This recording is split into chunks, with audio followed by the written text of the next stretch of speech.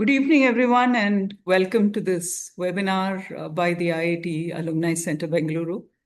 The IIT Alumni Center was set up by faculty from alumni from across all the IITs with the intent of creating a platform that allows us to network and also allows us to work with industry to bring up the level of innovation through creating collaborations between the IIT system, the alumni from across IIT, and industry. Last weekend, we celebrated the National Technology Day at the IIT Alumni Center. And we had a large number of wonderful lectures. The focus was really on how India can become a product nation.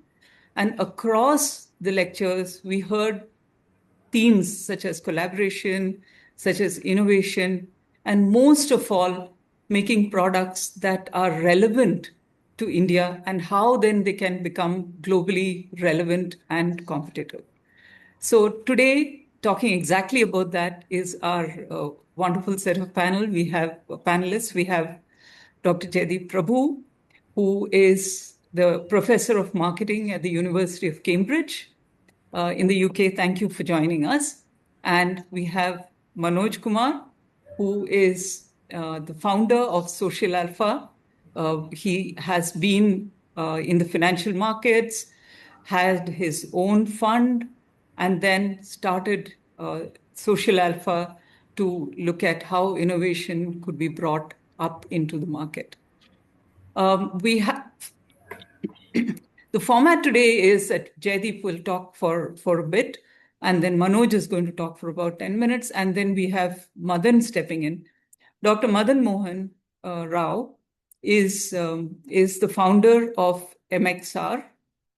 It's an innovation platform that all sizes of organizations can use. He has written several books and has delivered lectures on subjects such as innovation, knowledge management, and so on. He is also with Your Story. So we have a very, very interesting panel today. And Madan is going to be in conversation with Jaideep and Manoj. Throughout the session, please feel free to post your questions into the Q&A panel, not into the chat box, but into the Q&A panel, because we will keep picking up questions from there and build them into the conversation as we move forward. Without further words, let me hand you over to Jaideep. Thank you so much, Sushila. And it's really a delight to be here with the IIT alumni. As an IIT and myself, it's a particular pleasure. Thank you so much for organizing this. So scaling JUGAAD and making India a product nation, very much something that I have studied in my career for the last 15 plus years. So I, started my career as an academic studying innovation as it was done in large Western corporations and high-tech sectors like pharmaceuticals and banking and so on. And of course, we know that approach is a very particular approach. It's very structured, big teams, big budgets, often pushing the technology frontier for the sake of doing that. And when they come up with new technologies or products, they, because the process is expensive and their consumers can afford it, they charge for it. So they tend to make their profits through high margins and potentially low volumes. So I studied that whole approach to innovation. And then in 2008, when I took up this chair in Indian business at Cambridge, by the way, that's the place I work, that's the Judge Business School in Cambridge, that's when I turned my attention to emerging markets like India. And when I started to look at innovation in India, I realized the approach was very different. The Indian innovators were, first of all, extremely frugal relative to their Western counterparts. They were very good at doing more with less. Secondly, the mindset was very flexible and the approach was more flexible than the very structured Western approach. And third, where Western products tend to be, new innovations tend to be expensive, in India, a lot of the innovations I saw were highly affordable, designed to bring large numbers of people from the informal economy into the formal economy. And where the business model, very different from the Western one, was margins were razor thin, but potentially you made your profits through the volumes because there were large numbers of people you could reach. And I saw this from the grassroots, in villages. I saw this being done in startups, in towns and cities. I saw this in large companies, both Indian and foreign. And, we saw this in various sectors. We saw this in telecommunications, and not just the handsets from Nokia, but also the very affordable services, mobile phone services from people like Bharti Airtel and so on. And on the back of that, we saw lots of similar frugal innovations in areas to do with agriculture, healthcare, in education, in energy, and so on. And when we asked people how they would describe this frugal, flexible, and inclusive approach in India, very often they would use the Hindi word jugaad. So my co-authors and I then wrote about this phenomenon, and we published a book in 2012, which was called JUGAAD Innovation, where we explored the principles behind this approach, the mindset behind it. And the book was extremely successful in India and elsewhere. And that was in 2012. And after the book came out, we saw there was a lot of interest in the same idea in the West for the West. So we started to explore that phenomenon. And my co-author and I realized that in the West, in addition to these kinds of, let's say, environmental pressures on resources, also after the financial crisis, pressures on people's budgets, government budgets, and so on, there was more of an appetite for this kind of frugal innovation. But there was also new tools and technologies coming on board, which enabled a whole generation of frugal entrepreneurs to do stuff, not only in software, but also in hardware. And you had a situation where small teams of 4 or 5 people, sometimes our students in places like Cambridge, could come up with prototypes, test them, market them, and then scale pretty rapidly. You can think of WhatsApp, where 4 guys developed the whole product in a few months, like 6 months, using maybe about $250,000 in funding capital. And then, of course, they eventually became so successful, they went on to sell it for something like 20 billion. But you see this also in hardware, like the Raspberry Pi, where I teach. One of our former students, Eben Upton, came up with this very cheap computer, a microprocessor to enable kids to tinker and learn coding. They thought they would sell about 1,000 units. They've sold millions. They have sold about 70 million of these, not only to kids, but also to adults who often use these devices to make other kinds of Internet of Things solutions, prototype them, and potentially then sell them and become commercially savvy. So we see lots of these kinds of solutions in the West, and we also studied how large corporations in the West had started to do frugal innovation.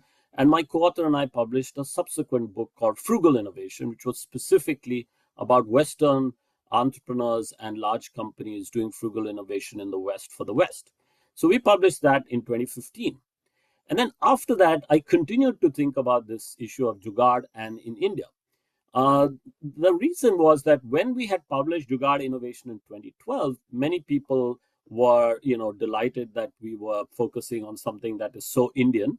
But we also had our critics, and people pointed out that, there were some downsides of JUGAAD, that often it could mean that people were cutting corners. In some cases, you have low quality products. And very often, even if you are able to achieve good quality at a very low price, you have challenges with scaling these solutions. So we encountered a lot of these challenges. And with a couple of my friends who were teaching at Ashoka University, we started to develop a course called JUGAAD in the Tech Enterprise.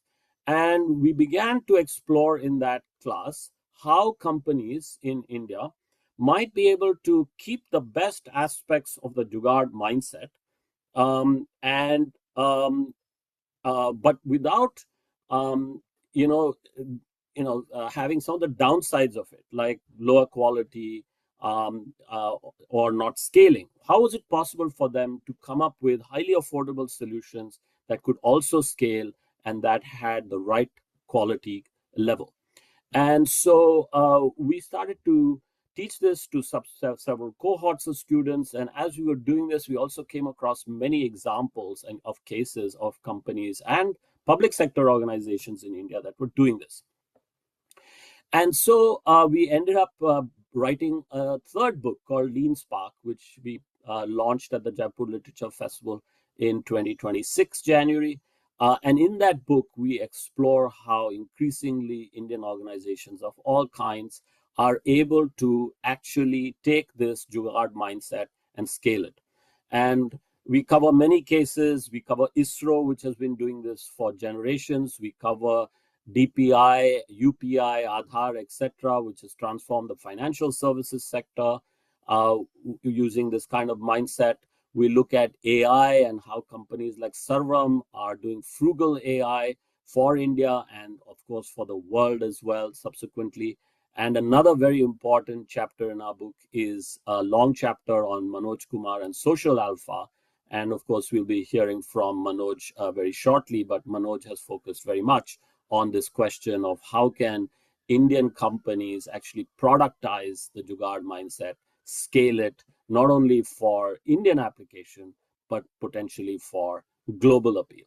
So I will stop there. Merely let me summarize by saying that over the last 15 years of work, I strongly believe that the world needs this kind of frugal, flexible, and inclusive approach. India has mastered this approach, and now we are at a turning point where we are now marrying this kind of mindset to tech. We are able to keep the best parts of it, this affordable, frugal kind of mindset, this ability to do lean execution. But using tech, we are taking these products to scale, not only for India, but also for the world. So thank you so much, and I'll hand it back to Sushila or hand it over to Manoj. Manoj. Thank you, Sushila. Thanks, Jaideep. Hello, everyone. It's my pleasure and privilege to be here talking to all of you. I founded Social Alpha about 10 years back. It was a hobby project before that. And then in 2016, we formally decided to start it. And the whole genesis of Social Alpha is that we have to bridge the gap between science and society. Uh, a lot of innovation that happens in our R&D ecosystem uh, does not reach people who really need it on the ground, right? From smallholder farmers, for example, 90% of our farmers have less than 2 hectares of land holding, and they need innovation to improve productivity, to regenerate their soil, to optimize for the soil, water, and food nexus. The primary healthcare system does not get affordable screening and diagnostic devices. The biggest player in India in healthcare technologies are three, four multinationals, GE, Philips, Siemens, etc. Climate change is causing big problem, right, in the lives of people, whether it's coastal, tribal, or rural population, or small and medium enterprises. The heat waves, erratic rainfall, drought, they all create big problems and add to what we are seeing in poverty and inequity. So how can innovation help there? So if you are innovating for primary healthcare, or you are innovating for energy access or energy storage, or you are innovating for improving agriculture productivity, who will help you with the capital for that? If you look at innovation ecosystem, the biggest investor is Government of India through various government schemes. Private capital is, even if we talk about 100 plus unicorns and hundreds of venture capital firms, family offices, but private capital is still concentrated in few pockets. Looking at 5 to 7 year investment horizon, SaaS type of returns, and multi-level investing with a very short-term horizon for exit, while science and technology innovations, product development require much longer perspective. A medical device can take 8 to 15 years in development, clinical trials, regulatory approvals, and adoption at scale. And therefore, with that environment where capital is not very easily available, the innovators have a choice. Uh, the choice is that they don't do it, or they do it with the most optimal, frugal way. And I think as a country, we have kind of built that ability. Over the last 10 years, I have seen innovators building screening and diagnostic devices. I've seen innovators taking material science innovations from lab to market. We have seen innovators working with farmers and actually creating market in remotest villages in the country. And they do it not because they are building cheap solutions. Jugaad or frugal doesn't mean cheap. It means optimize for resources that are available to you. And within those constraints of resources, you are building world-class solutions. We have now seen Indian companies going for FDA approval, for example, and getting global recognition and de-risking in this whole process using limited resources, but getting deployment ready, scale ready, and eventually investment ready. And once they become investment ready, then there is a reasonable possibility that they can scale their manufacturing, supply chains, and market. So, taking a clue from what Jaideep mentioned, that constraints can be actually used to create competitive advantage. Uh, and today, if you see, even in the most developed countries, there is a pressure on the R&D ecosystem. It's not that capital is easily available anywhere. And some of the problems which, if we can solve in India, we can solve for the world, because we are such a diverse country with so many agroclimatic zones and such a diversity. If we build, pilot, test, and scale a solution in India, that solution can be taken globally. So I'll take a pause here. Maybe at the time of question answer, we can go a little more deeper into this whole idea. Madan? Fantastic.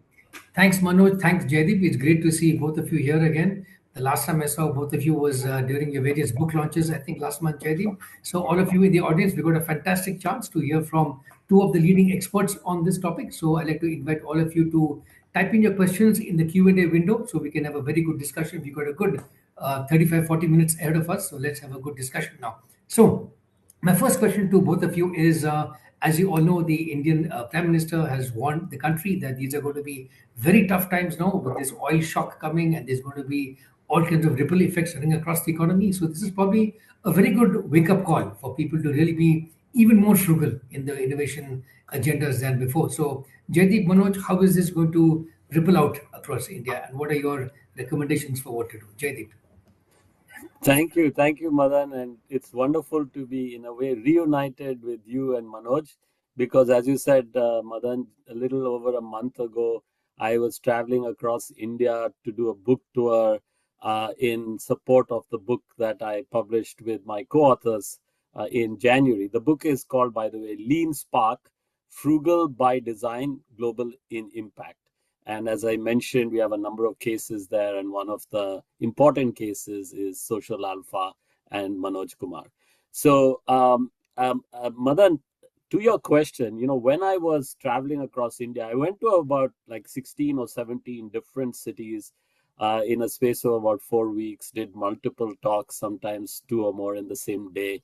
I went to a number of educational institutions, but I also went to a number of companies and organizations. And just one in particular, I think, is very relevant to your point about we are now in a sort of phase of austerity. The main cause, of course, is the crisis at the Straits of Hormuz and us not receiving vital energy sources that we need, LPG, petroleum, etc. Now, when I was actually near Dharwad in northern Karnataka, I went to visit a very large industrial glass factory. I don't think I've ever been in a place like that. Massive, absolutely massive. It came up in the space of about 2 or 3 years. They have several lines there making industrial quality glass, very big, thick sheets of glass for uh, office buildings, but also glass for solar panels and so on. So it's a very high spec. And going back to what Manoj was saying, quality is key here. You have to have quality control. And of course, I spent time with the engineers there, and we were talking about what they were doing, and they were not quite sure what somebody like me was doing over there until I used the word jugaad. And when I said jugaad, their faces lighted up because they said their life is jugaad, you know, improvising solutions, experimenting, trying things, but of course, never compromising on quality. And one of the jugaads that they had to do on the fly was because the LPG supply had been halted or was likely to be halted soon. And they needed LPG for a particular process in the assembly line to make the glass. They had to raise the heat in a very small area to extremely high temperature. And the way they did it was with gas. And now they were going to run out of gas. And just to help people understand, this is an existential problem. Because if you stop the assembly line even for a few seconds, that's the end of your glass manufacturing. It's a continuous process. You would not be able to recover from that. So they had to, on the fly, try electric heaters. And as it turns out, the electric heaters work just as well. And in fact, they think might be even more efficient. So I'll just give that as an example of how in crisis, Indians in particular, used to crises of all kinds, used to resource constraints of all kinds. This idea of jugaad and lateral thinking and improvisation is deeply embedded. It's now being linked to high tech, and it does not come at the expense of quality. And these are the principles we have to use. Use this crisis to keep innovating, think about affordability and the limited nature of many resources and time as well, and keep innovating, keep trying ingenious solutions. Got it. Manoj, what's your take on that? How to become even more frugal in deep tech? Also, yesterday, I believe the Prime Minister announced the first tranche of the big funding for deep tech startups. So I guess this is good news for the whole ecosystem. Manoj. Yes, yes. Government of India continues to be the single largest investor in innovation through multiple schemes, and ANRF is just the latest in that and very large scale investment that is happening. But a lot of investment in innovation that happens uh, gets through either industry or through the startup ecosystem to the market, right? But there are some areas where you still do not see enough innovation, right? And that is the lack of market or lack of opportunity that people see there, right? So it's really important that the startup innovation ecosystem also identifies new market creation opportunities, right? I'll give you an example where frugal innovation and this whole, optimization thinking can actually create completely new markets.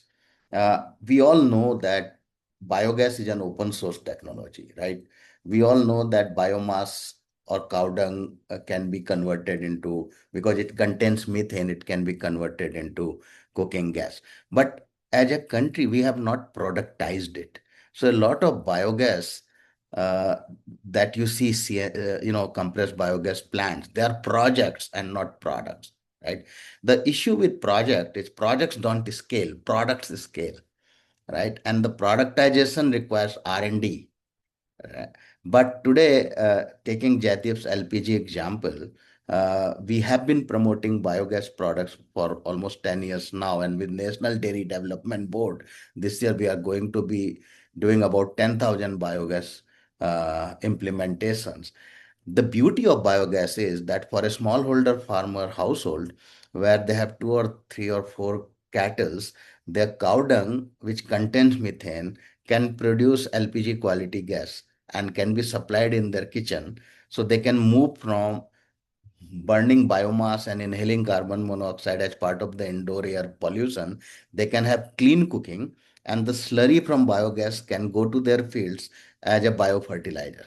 Now, this whole process can be extremely sophisticated, but no Samsung, LG, or Philips will productize it, right? And this is a great opportunity because if we are productizing biogas, the market is not just India, it's the rest of the world, from Latin America to Africa to everywhere.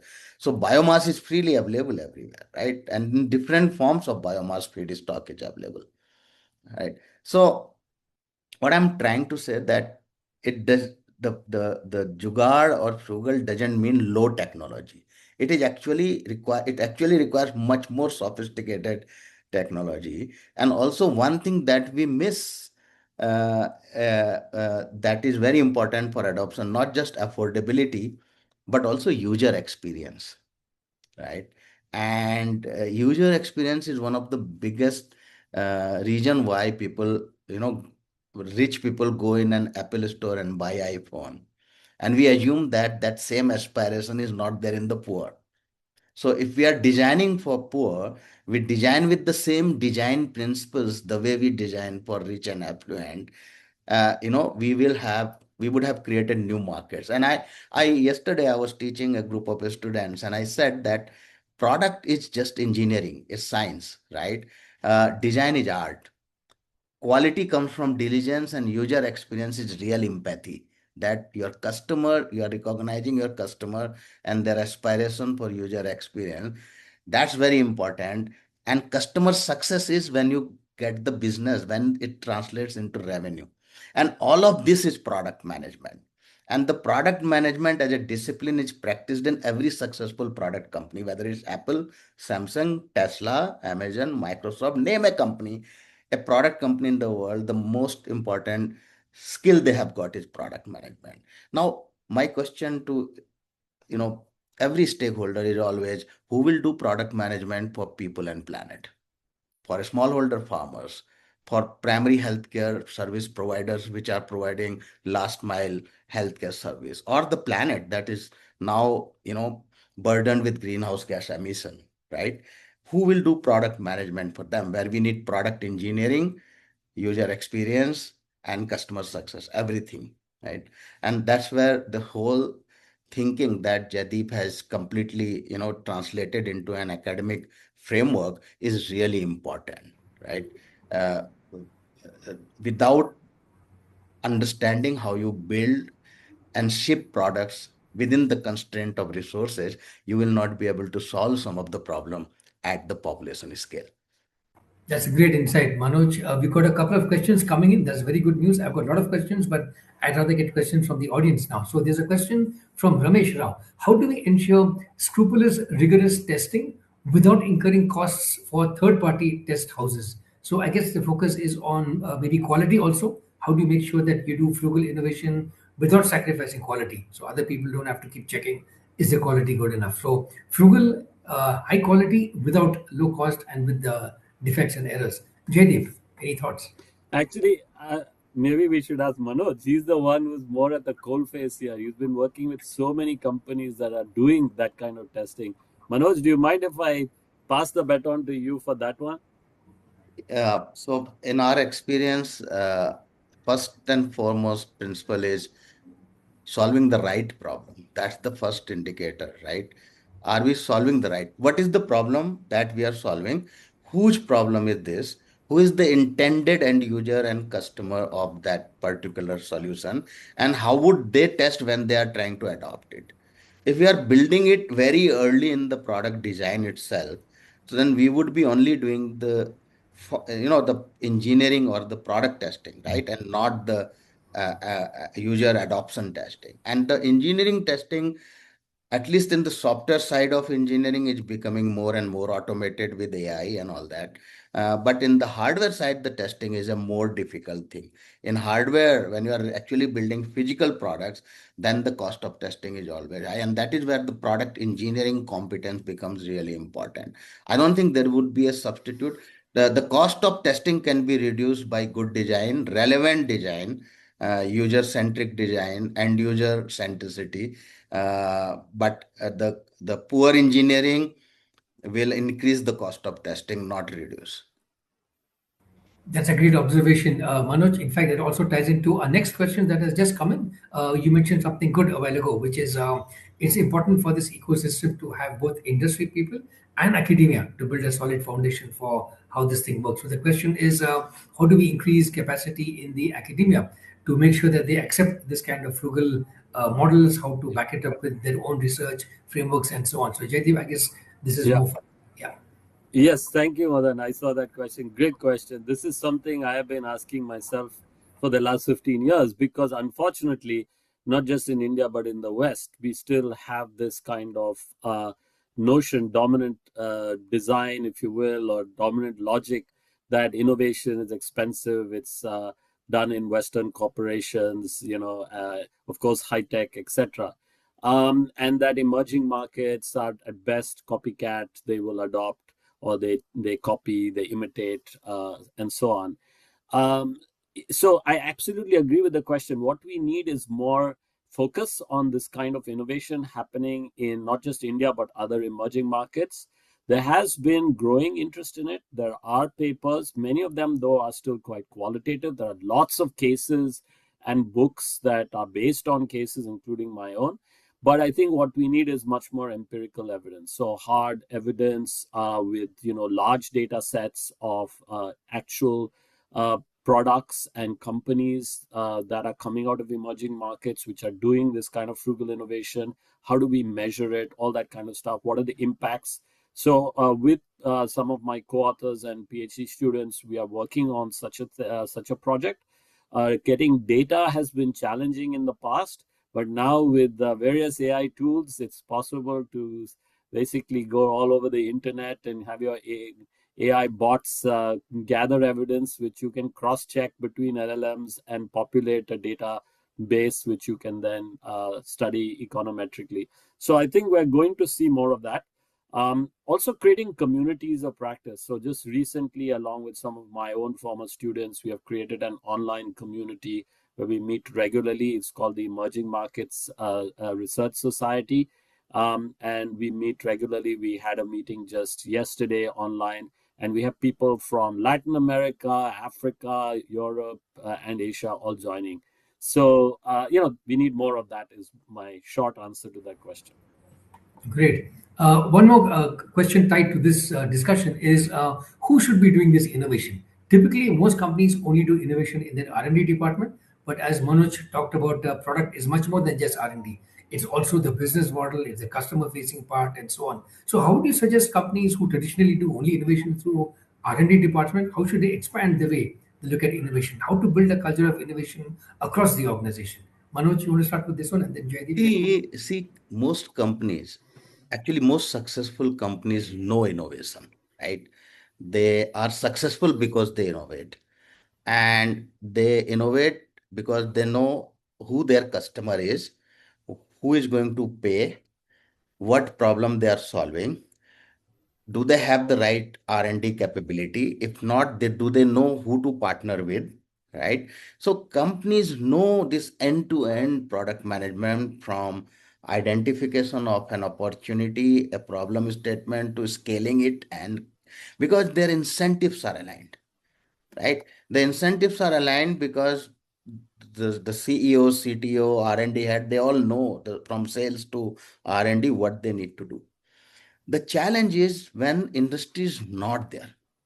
Like, we can't, for example, if a pharma company knows how to take a molecule into a drug to clinical trial to regulatory approval and launch it. The issue happens when industry is absent in an area. For example, in India, no industry leadership is in battery storage. Nobody is doing research on how to replace lithium ion battery with a sodium ion chemistry so that India's dependence on lithium and therefore dependence on import goes away. Or I haven't seen any company doing research on LPG replacement through biogas example that I gave you, or how to screen cervical cancer in last mile and do early referrals, for example, right? And therefore, the expectation is not from industry, but from the startup ecosystem, which will become the industry of future.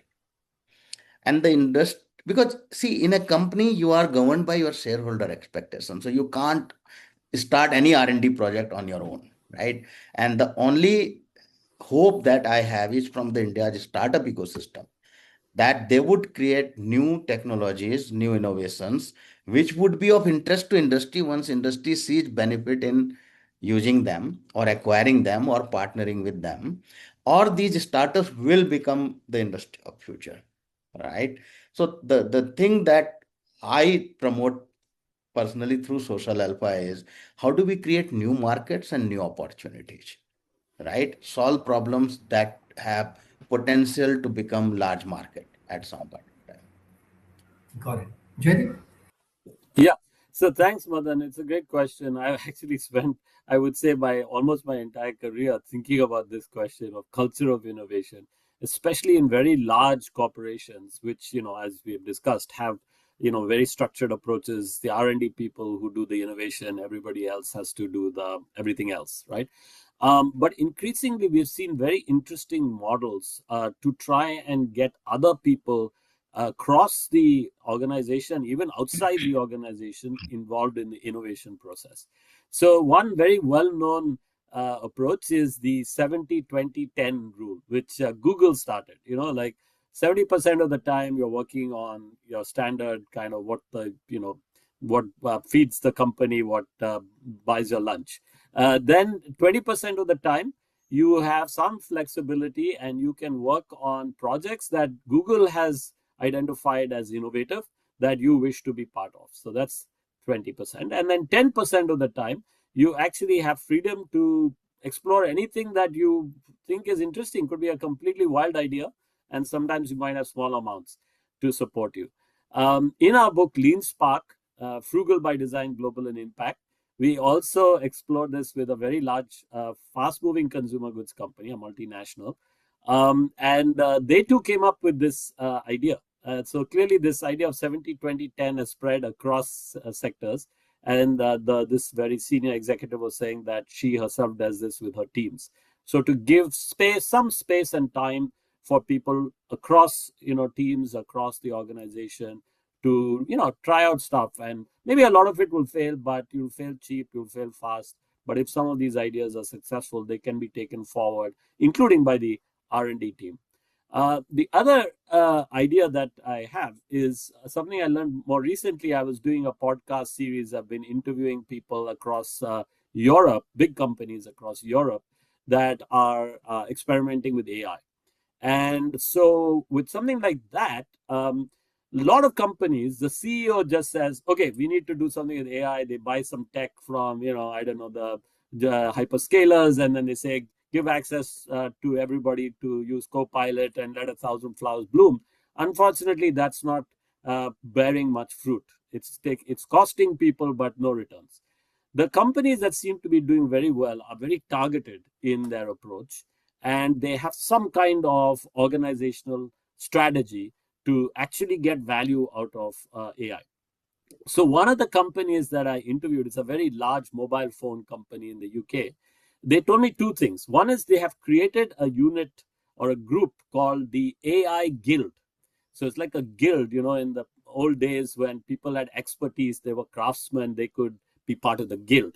So if you have some training and capability in AI, you get admitted to the AI Guild.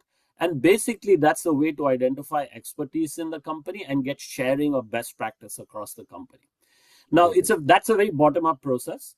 They also have another unit they have created, which is an AI forum, AI governance forum, which consists of some senior people in the company who then vet some of the ideas coming out of the guild. So some of these ideas might be potentially groundbreaking, transformative for the organization, but there may also be risk involved and they may require some support. So the AI governance forum then makes those decisions. So that's another example, very contemporary at the moment, of how you can involve other people across the organization, get interfunctional coordination, get collaboration, identify new ideas which may be experimental, support them, and take them potentially to becoming more transformative. Great, thanks. We've got about 20 minutes, so we can squeeze in maybe two, three more questions from the audience.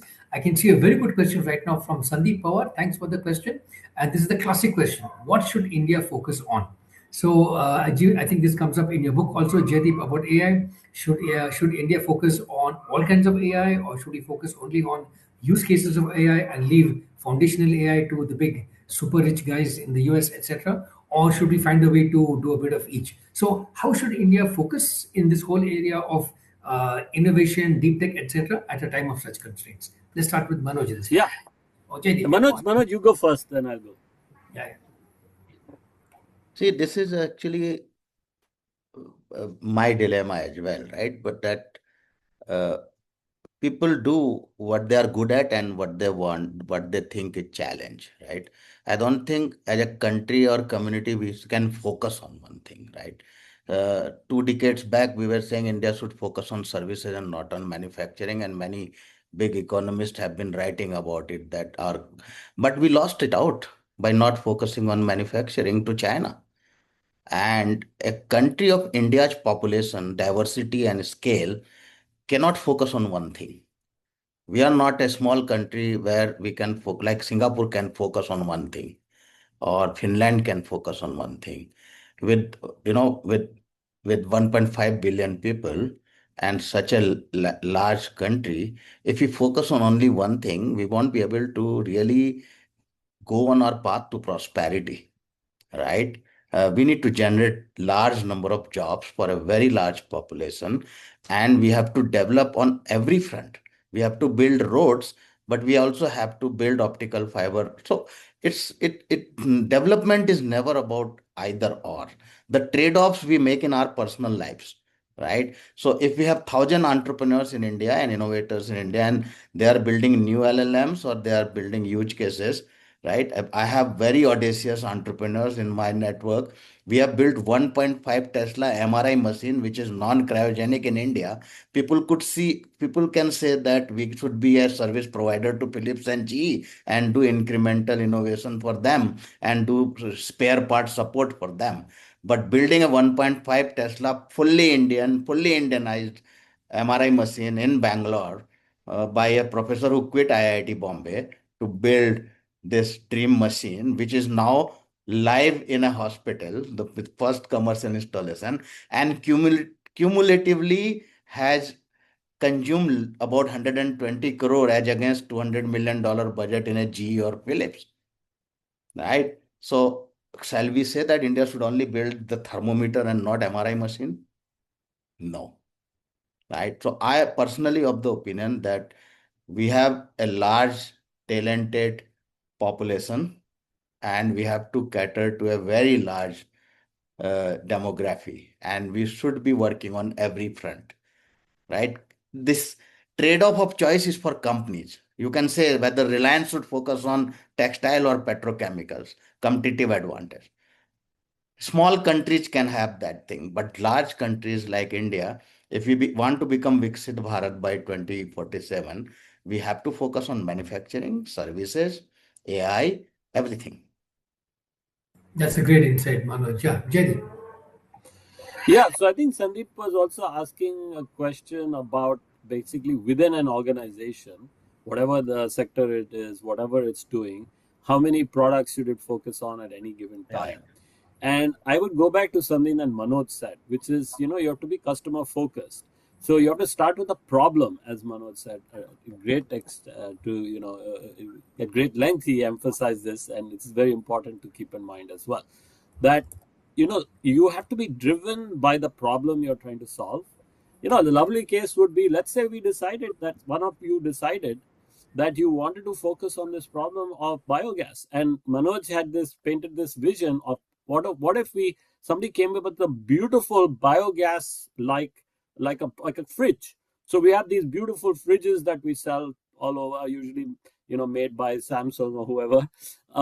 But what if somebody in India came up with a product that looked like a fridge, but basically it helped a smallholder farmer to take cow dung, essentially, or biomass, and convert it into energy for their home, could use it for heating, etc.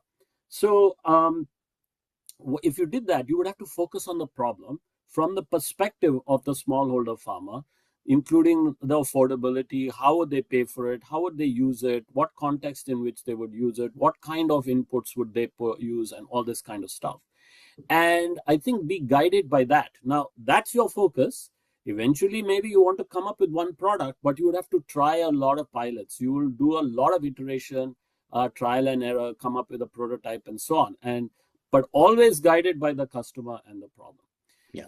So that's what I would answer, how I would answer that question. But Madan, you also raised the question of AI, and I think that's a very interesting live debate at the moment. Which model should India follow? I would argue that India should not follow the Silicon Valley model. We don't have that kind of capital. Manoj already pointed that out.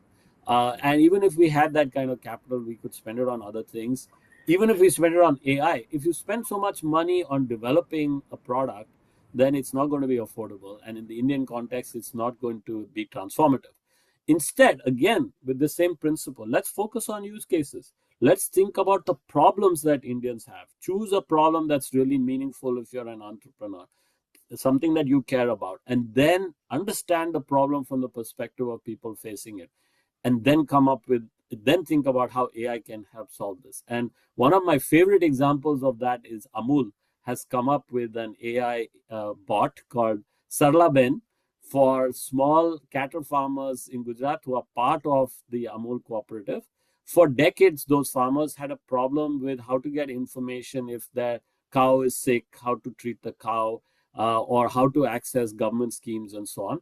So they've created an AI bot, Sarlaben, which is where they've fed 40 years, 4 decades of data that Amul has on the kinds of problems that cattle farmers typically have, how they solve these problems, all the different government schemes that are relevant, and then it is delivered to them on a phone, in voice, in Gujarati. So this is totally transformative, and now they have scaled it very quickly to a very large number of farmers. So I would argue that's the kind of innovation India needs. It could be totally transformative. Yeah, that's a great insight. In fact, a lot of good questions are coming.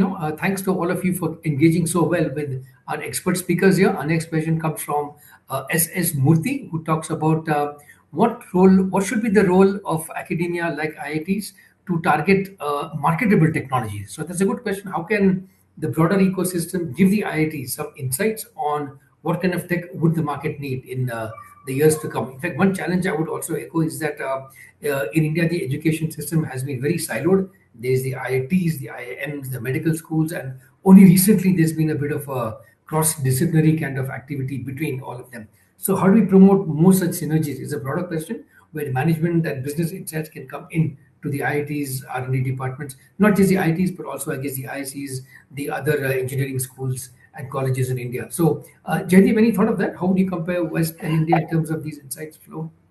I'm happy to answer that, but Manoj works a lot with these kinds of organizations. Many of his entrepreneurs are from the IITs. Manoj, you go first. Let's build on the same use case, because I think we have used biogas today as the use case in this conversation. There's only one highly sophisticated, good quality, affordable biogas product company in India today that is selling highest number of biogas plants. It's a Mexican company. And I was visiting State University of Colorado, Fort Collins, and this company was incubated there. We did their first pilot in India, in Maharashtra.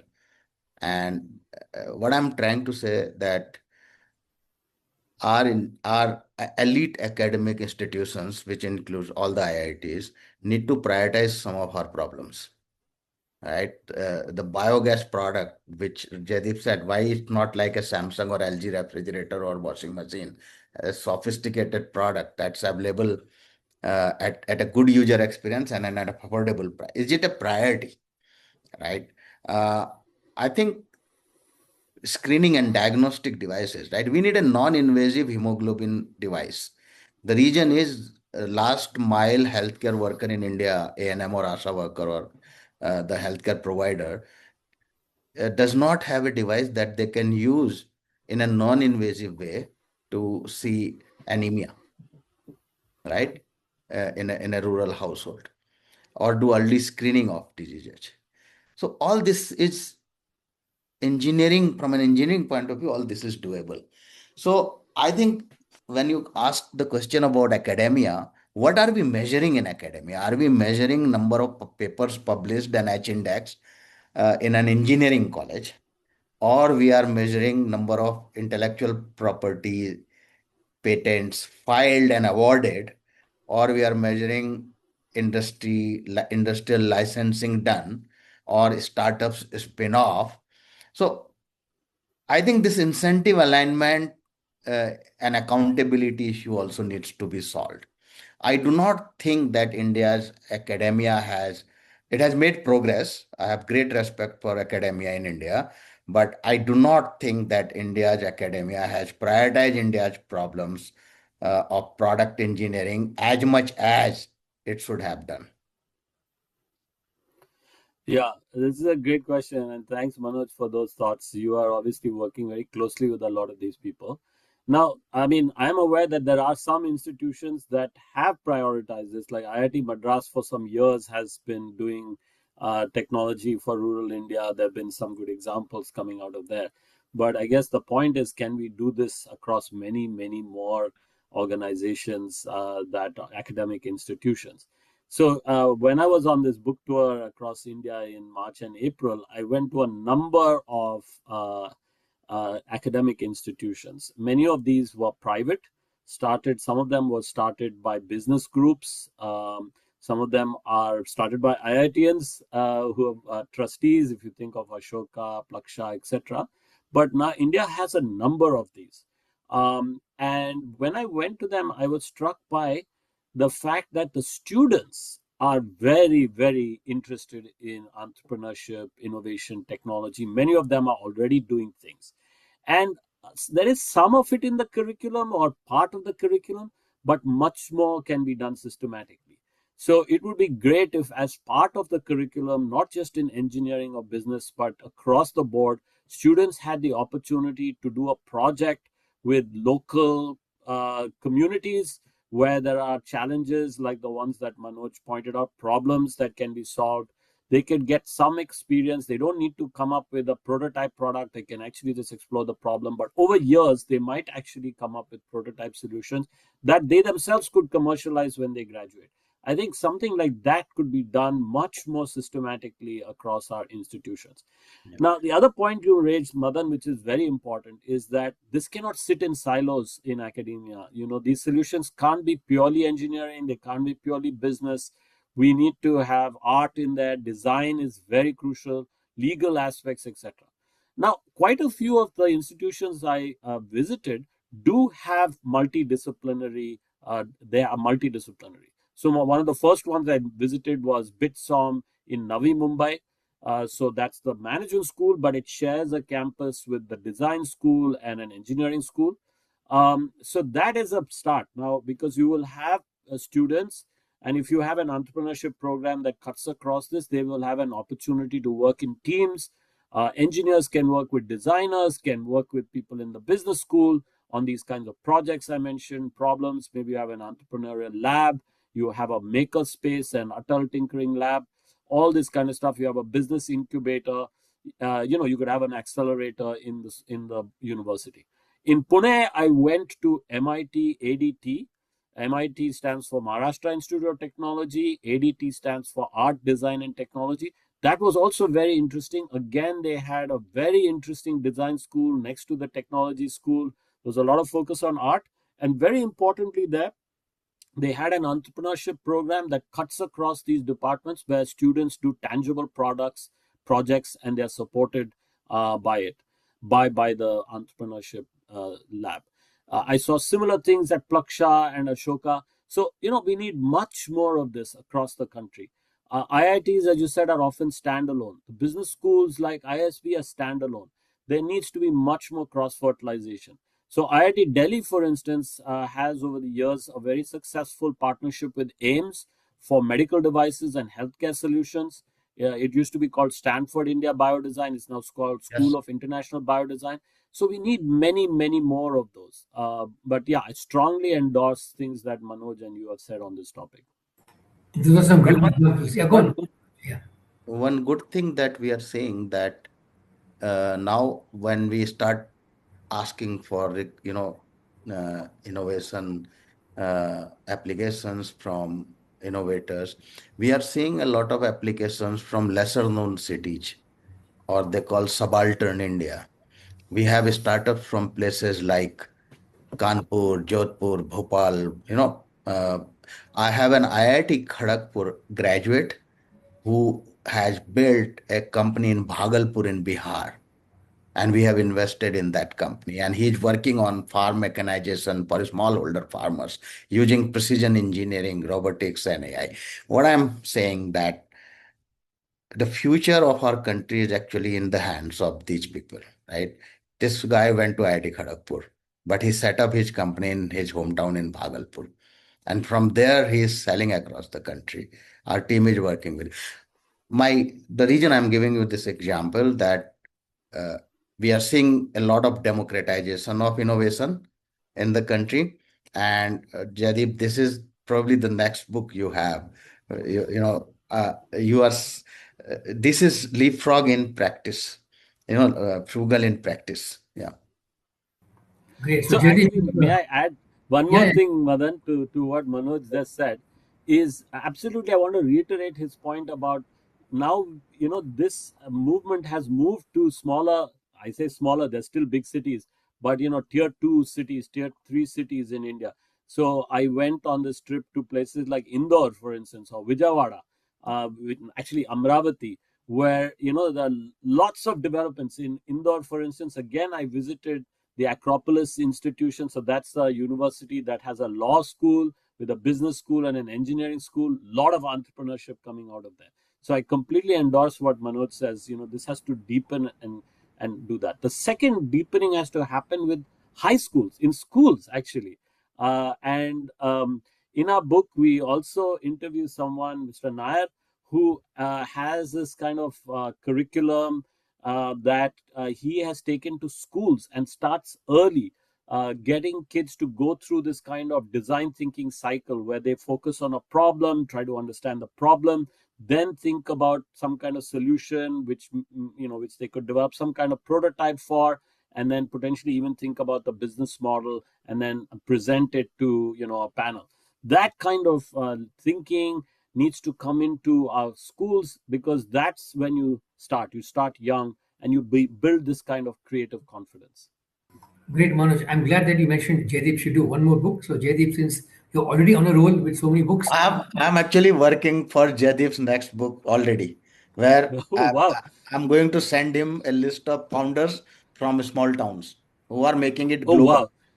Right? We That have will a be so farmer's amazing. son. We have a farmer's son in Udaipur who has built a nanopolymer that can improve the water retention in soil and work. It can work in Oh my drought God. areas, and it's a global company now. Oh my God. So Manoj, I'll add to that. So you remember the glass factory I told you about, Yeah, right? State yeah. of the art glass factory. The person behind that is from a small town in UP, and he was initially just a glass trader. He was trading glass, okay, and then he got into processing of glass, and then he had this vision to actually make glass. And in his first factory, which is near Roorkee, they, of course, the machines at the hot end come from China, and at the cold end come from Germany. Those are the sort of state of the art machines, and India doesn't make those machines yet. So he got those machines, but his whole point was Atmanirbhar. We have to figure out at least how to use these machines and adapt them. So in the first factory he set up, he says that it was like maybe 70% foreign know-how, 30% Indian know-how. And then he set up this one in Belgaum, and they, of course, got these same machines from China and Germany. But he says that there was 60% Indian know-how and 40% foreign know-how, maybe 60% foreign know-how, 40% Indian. And now he's going to do another one where there will be even more Indian know-how. So Yes. I totally believe this. And then in Punjab, probably the most impressive place I went to on this trip was to a high school in Jalandhar. And that school was amazing. But the person who set up the school was himself a first generation entrepreneur from a village in Gujarat, in Punjab. And he set up a very large brick business and making industrial bricks. So I completely agree with you that we should really focus on people from smaller towns in India and what they are doing in this space. In fact, that's one comment which came in the chat window also. We need more of these examples of rural India. There's a lot of focus, understandably, on urban India. For example, all this quick commerce stuff, which is okay. It's for the needs of a certain segment in the urban classes, but we need many more of these rural. So, Manoj, can you share maybe one or two more examples from the rural areas of good examples, Yeah. solutions, and So yeah. several. Rural India is a big opportunity, and see, if you want to do business in rural India, first you have to change the mindset that you are dealing with your potential customers. The moment you treat villagers as your customer, you give them the respect and agency, right? In most of the philanthropy and government scheme, you will use the word beneficiary. That's bad. They are customers, right? They're paying for the product. So when you build for rural India, for any of your farmers or any other customer, identify what their need is. So we have a startup in our portfolio called EcoSite, and she has built a soil testing machine. Now, what happens when you take soil sample, you send it to the lab, it takes time to come back and cost money. So she has developed a point of care soil testing. So you can actually do the soil testing near the farm and give the farmer the result of it. Right. Now, how do you build the sales and distribution model? Most of our startups struggle because they start with one product. A company with one product cannot spend, and you don't get venture capital money for these startups, right? So they are very frugal. They work with very little money. So again, and that's why Jaideep and I very much aligned in our thinking, right? So how do you think frugal? Frugal doesn't mean cheap. So what she did, in every village, my team takes them and we do a demo, and we find one who is educated, right? So these girls who are graduate educated, we give them the kit, which is a backpack, right? Then they go and do the soil testing. We train them in soil testing. They are called soil didi, right? And for each soil test, they get 250 or 350 rupees for depending upon how many things they are testing, right? And the farmers are happy because they are getting soil testing done at their doorstep, right? And this kit, we sell it to them, and then we provide them a repayment model so that it works out for everybody. Everybody's incentive is aligned now. The company that is building the soil testing solution, and the soil didi who actually is the now sales service support distributor and everything. So you don't have to hire permanent sales people and pay them a fixed salary, and their incentives are aligned. So this time I visited UP in the village. The first soil didi, she had a new scooter. She says, sir, mera naya scooter aa gaya, right? And that gives you the satisfaction that you are making these, not just the entrepreneur who built the soil testing kit, but this entrepreneur is now making multiple entrepreneurs on the ground, right? So this is an innovation in distribution model itself, right? Your sales, service, support, post sales, feedback loop is also there. If the soil testing is not good, you can now, the same person can give feedback to the founder, to the entrepreneur, right? Fantastic. Farm mechanization, this company that I told you about, the Bhagalpur one, we have another one in Maharashtra. So there are biogas. You can build biogas solutions for rural India. You can build farm mechanization, right? And who are you actually? If you go to villages in India, you will see women work in the field because they are smallholder farmers, and most of the time these are women who are working. Who is addressing their drudgery, right? If you see farm mechanization companies, for them, their customer is male, tall, 6 feet tall, and 100 kilo weight farmer who drinks ghee every day, right? But that's not your typical farmer of India. The typical farmer is a fragile, underweight, anemic woman who is working in the field and exposed to the heat wave as well, right? So they have two cows. Now, can you do innovation in the livestock? Today, as of now, we have an open challenge on livestock and animal husbandry. How can innovation improve the income of farmers? Do you have better feed? Do you have animal nutrition? Do you have disease diagnostics screening? Right? So, see, rural India gives you opportunities to address livelihoods, health, climate markets, and opportunities to make money. But you have to solve the problem. Solving the problem is really important.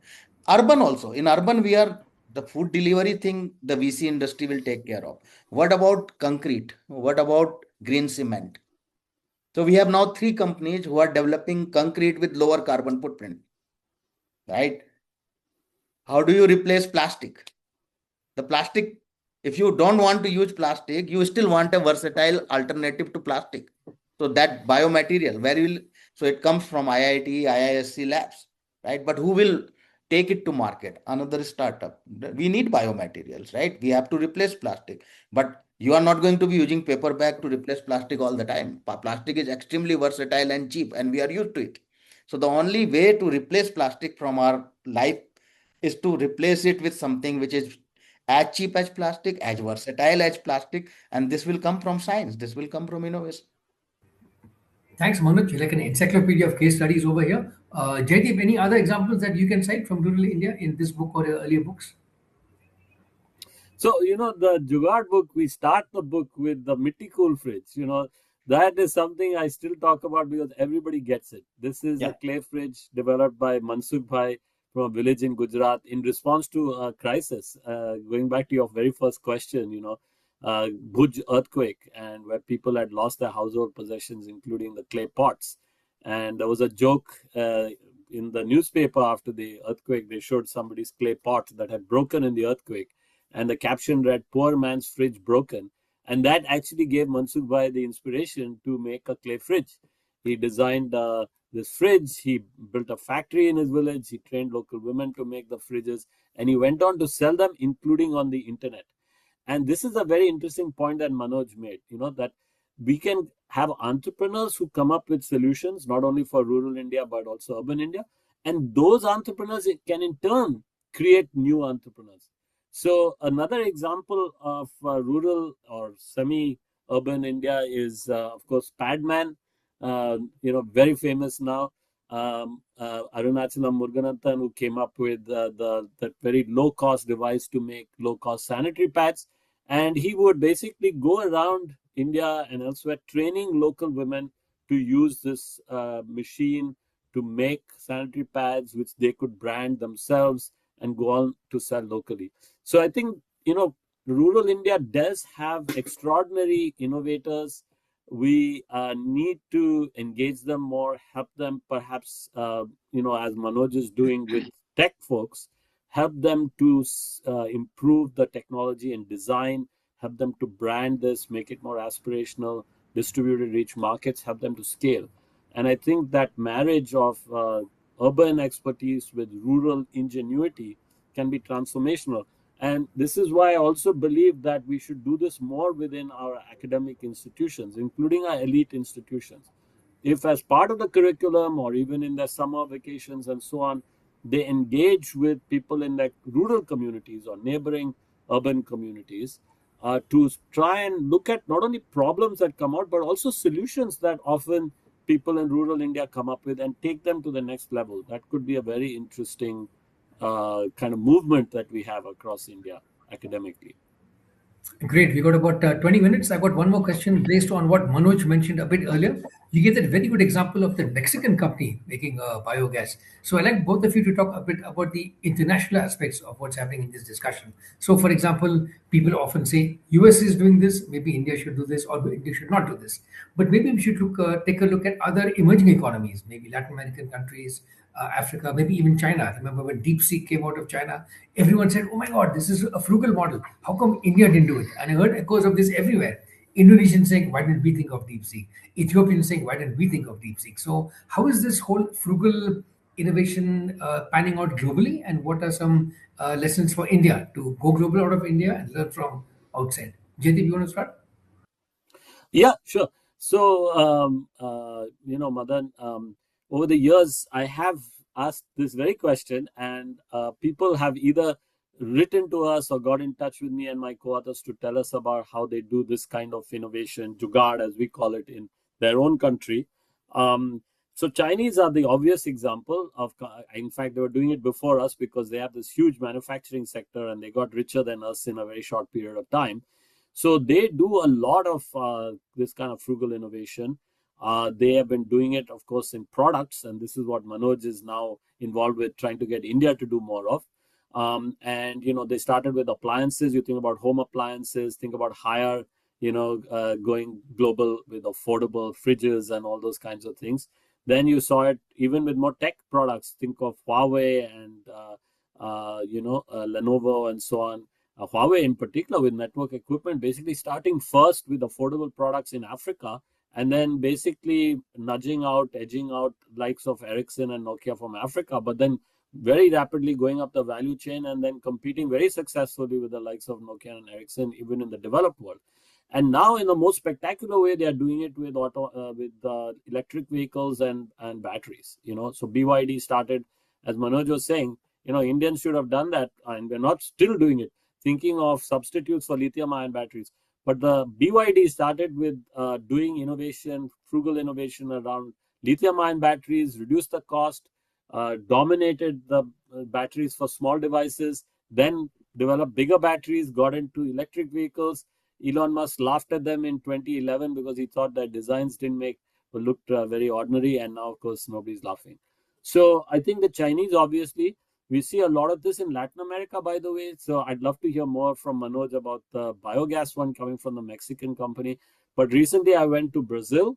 The Brazilians are masters of frugal innovation because they have a similar kind of economy to ours. They're a bit richer than us, but they also have a large number of people from rural Brazil.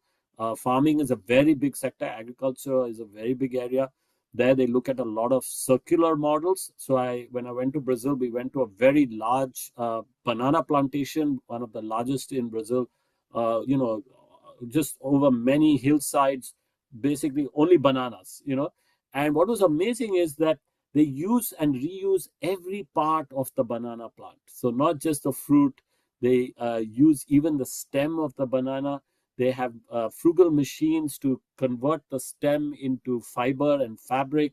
I mean, it was really quite an eye opener. So Africans have been doing a lot on the back of mobile telephony. You have M-Pesa, of course, so a lot of mobile banking and payments. You have a lot of M-Health solutions just using text messages. You have a lot of mobile education solutions. So I think this is a global phenomenon. But in many ways, I think India is quite a leader in this space. Globally, it's quite a leader, maybe because we have those constraints more than, say, China has, but we also have the scale that China has. And we also have a very young population.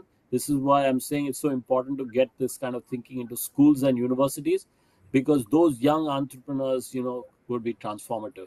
This new generation of young people is very entrepreneurially minded. If they can hang on to that, the good bits of JUGAAD, and marry it to technology, but very focused, as Manoj said, on the real problems of India from the perspective of the people facing the problem, we will see transformation in the next decade.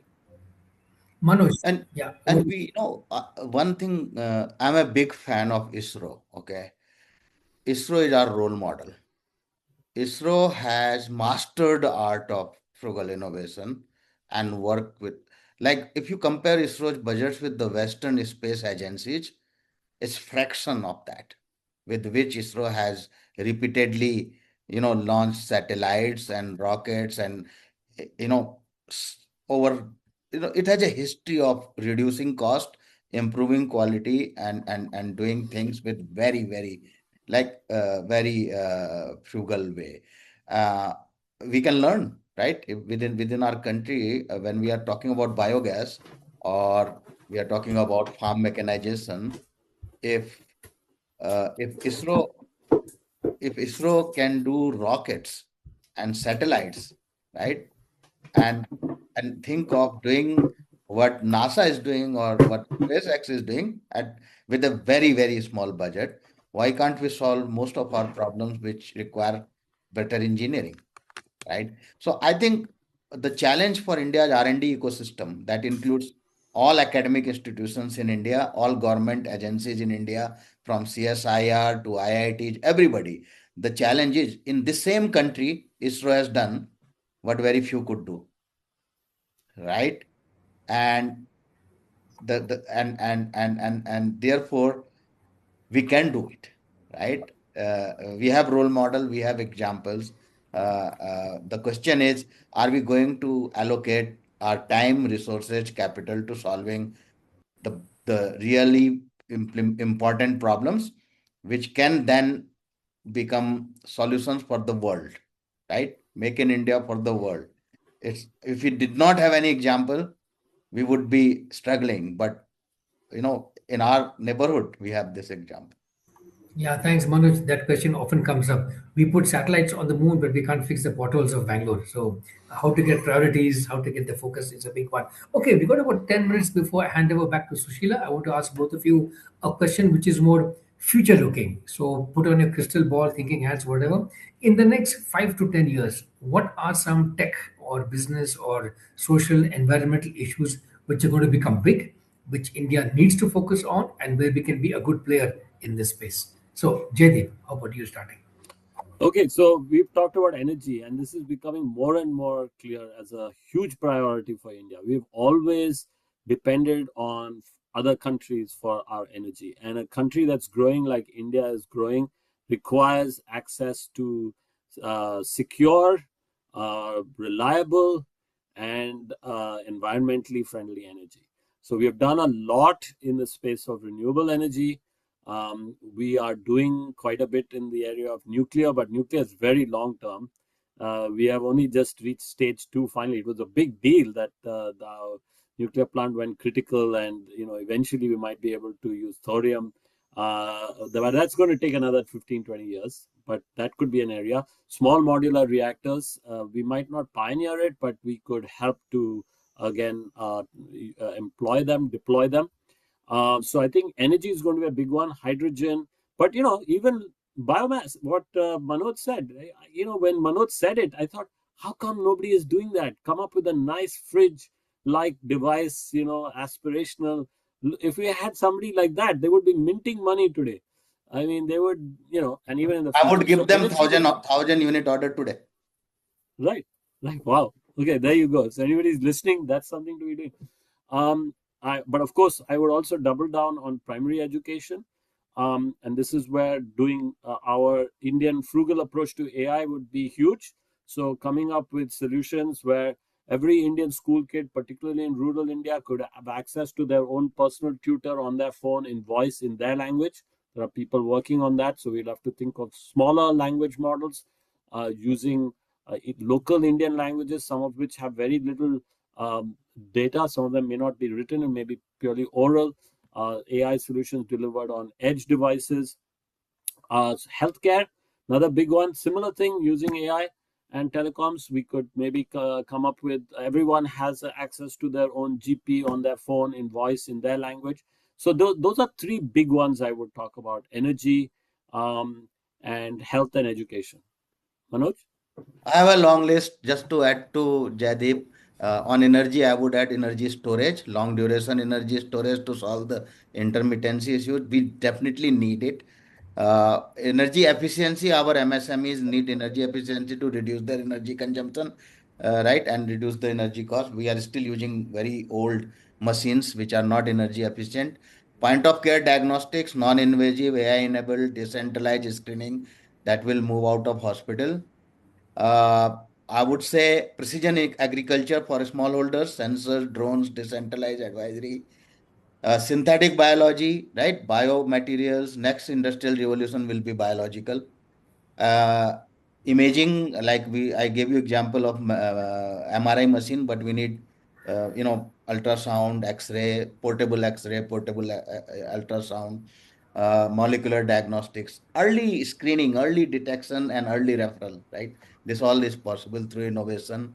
And material science and circular economy, right? We need green cement. We need to replace plastic.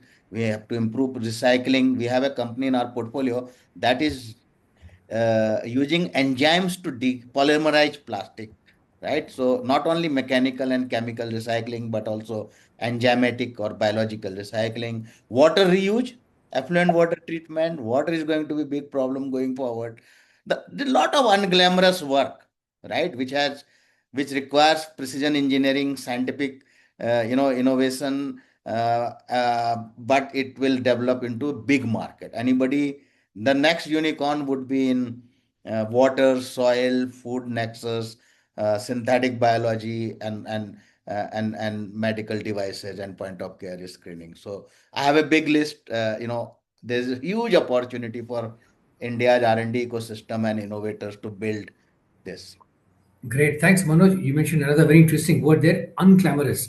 It's actually very important, but maybe in the popular mainstream media, it may not be that sexy. But these are very important issues to solve, and people with the right mindset will not see it as unsexy or unglamorous. They will see this as the most important thing: managing sewage, managing water, waste, all that stuff. So I'm going to do this now. I'm going to summarize some of the discussion so far and end with the last question for you in terms of what would you recommend for these IIT networks, IIT center, etc., to do in the next stage after this discussion. So, if I were to summarize the discussion so far, I think three key takeaways come out, which is the product mindset, as both of you have mentioned. It's not just about the core foundational technology, it is how do you convert this into something customers need. So, B2C, B2B, B2G, all that stuff, these are ways in which technology becomes something useful, something impactful.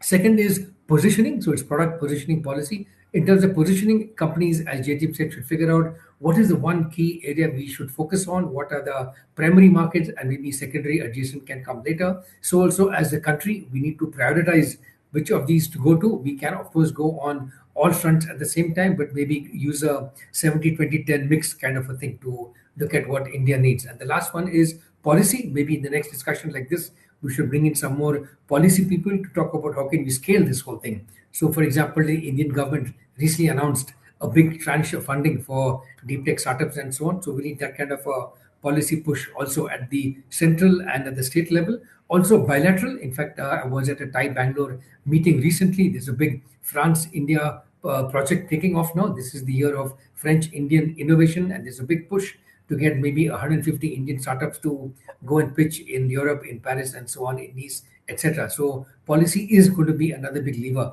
in this whole thing. Some other points which come up are one, Jaideep rightly mentioned the point of youth. India has one of the largest demographic dividends if you look at youth in the country, and they are, yes, extremely creative. Some people dismiss them as oh, they're too distracted, they're all hooked onto social media. But if you look at many very interesting innovations coming out, it is coming out from high school, college students. And another very unusual example is the recent rise of the cockroach Janta Party, which is another question altogether. But how they think, how humor and life mix together, that's another whole discussion altogether.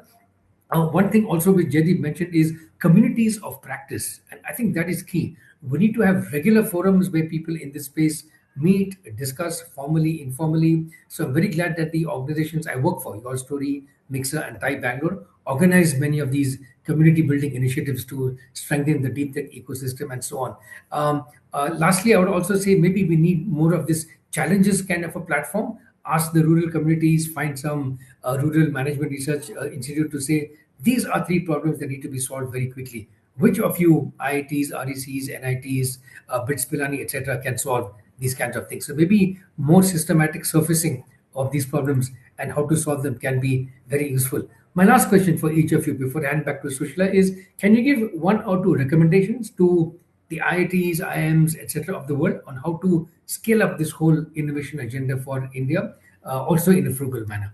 Jaideep? So I would repeat the previous point I'd made, which is try to bring this into the curriculum in some way, but not in a bookish way. It's learning by doing. Create projects that students have to do in groups, ideally cross disciplinary. If you can have people in engineering, design, business, some social science background, I bring them together to work on problems that people in the communities that they adjoin. So a lot of the IITs will be in close to urban areas, urban slums. Some might be out in the countryside where they might have rural populations. Work closely with them in a practical way to identify problems, to identify even rudimentary solutions or even more sophisticated solutions that people in those communities have come up with, and then think about ways to take them to the next level. Add a bit more technology, add a bit more IP, add brand and design and routes to market. So that would be my main prescription. Manoj, a recommendation? Prioritize some of the big, large, audacious problems which have large domestic and global market, and don't leave them, you know, at the research stage. Ensure that they reach the market, and for that you may have to create venture studios or spin off through your students, or you, like I gave you example of a professor who built MRI machine, but he was involved and he continues to be involved today in the implementation and incremental work and continuous R&D, right?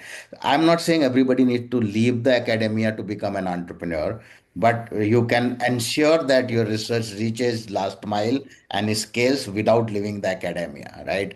So alignment of incentives very important. How do you align the incentives of academia with the state, with the market, with the society, right? It's not just the grant making agency or the state that you are, aligning with, but aligning with the end user customer also. Great. Thanks, Manoj. Thanks, Jaideep. This has been a masterclass on innovation, not just a fireside chat. I believe this is being recorded, so those who are not able to join this can also see the video. Sushila, back to you. Thank you very much. This was a really interesting session. A lot of questions from our audience. Thank you for all of that. This session was replete with stories and examples, and for me personally, that was really nice, because we got to see the kind of amazing work that is going on across the country and in very many different areas. So, and also thank you for highlighting the several successful models that are being used in implementation. For me, one thing that stood out is it's that while we're talking about solutions that are and technologies that are appropriate to the problems that we solve, our big questions, our big challenges, and so on. What is also, when we look at it from the innovation lens, what is also important to remember is it's not just the products and services that where innovation or JUGAAD applies. It's also across the entire process of implementing, of taking all of that and making it useful to society. And many examples that you gave, again, really brought out how that can happen and how it does happen. So a lot of hope, and it was. I think this is a country that is on a roll. There is a certain momentum that is built up, and we hope that it will just move forward from here at a faster pace. For our audience, we record all of our webinars. You will find them up on the YouTube channel. Look for the IITACB YouTube channel. Incidentally, our last webinar was on nuclear, and we talked about thorium and SMRs and all the rest of it. So our next webinar is going to be 3 weeks from now, and that's going to be on the India Genome Project. So we look forward to having you all with us again. And all of you, thank you, Jaideep, thank you, Manoj and Madan, for this wonderful session today. Thank you very much. And thank you, Sushila, and thank you, Madan. Thank you, Manoj. Thank you. Thank you, everyone. Thanks to the whole. Bye, everybody. Thank you. Have a good weekend. Cheers. Bye.